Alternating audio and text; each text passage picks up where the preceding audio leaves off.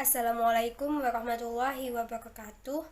Kami akan mempresentasikan proposal PKMPSH kami yang berjudul Pengaruh Bisnis E-commerce dan Pemeriksaan Pajak Terhadap Penerimaan Pajak.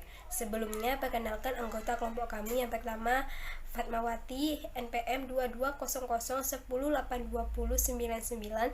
Yang kedua, Cindy Caroline, NPM 2210108121. Yang ketiga, Nurul Syifa Asikaf. Ada beberapa aspek yang akan kami bahas. Yang pertama yaitu pendahuluan yang terdiri dari latar belakang, rumusan masalah, tujuan penelitian, manfaat penelitian, dan luaran. Yang kedua yaitu tinjauan pustaka berupa landasan konseptual. Yang ketiga yaitu metode penelitian yang terdiri dari jenis penelitian, sumber data, dan analisis data.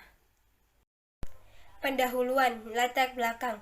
Kami mengangkat judul ini karena adanya peningkatan perkembangan transaksi e-commerce di Indonesia telah menjadi perhatian pemerintah untuk mulai mengatur aspek perpajakan transaksi e-commerce dalam rangka optimalisasi penerimaan pajak di masa mendatang. Kita perlu ketahui, pajak merupakan sumber utama penerimaan negara. Tanpa pajak, sebagian besar kegiatan negara akan sulit untuk dapat dilaksanakan. Pendapatan negara yang salah satunya dari pajak inilah yang nantinya digunakan pemerintah untuk mewujudkan tujuannya, yaitu mewujudkan masyarakat adil dan makmur. Perwujudan dari pendapatan ini digunakan pemerintah untuk membiayai program pembangunan di segala bidang yang akan dilaksanakan secara bertahap dan kepentingan masyarakat secara keseluruhan.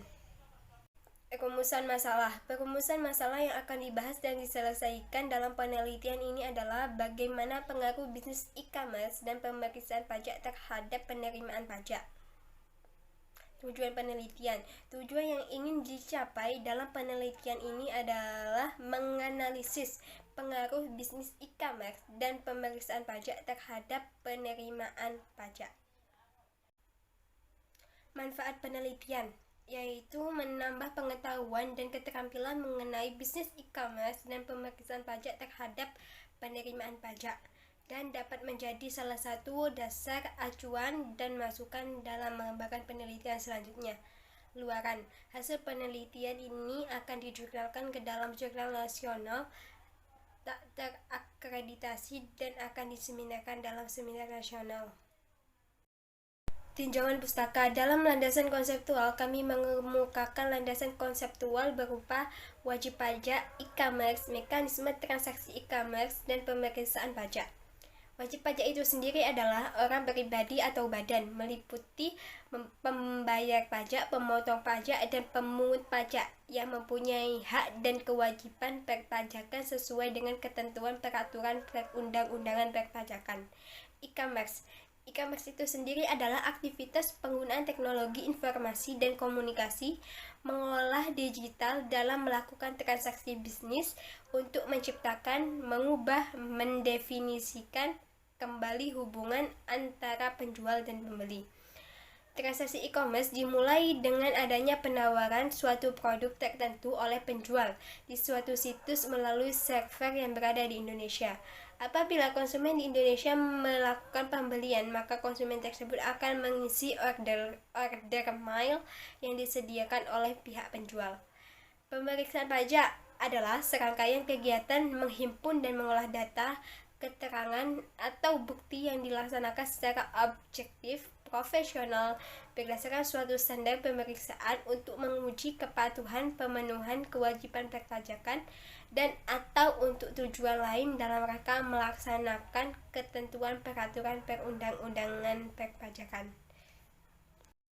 Metode penelitian. Dalam penelitian ini kami menggunakan pendekatan kuantitatif.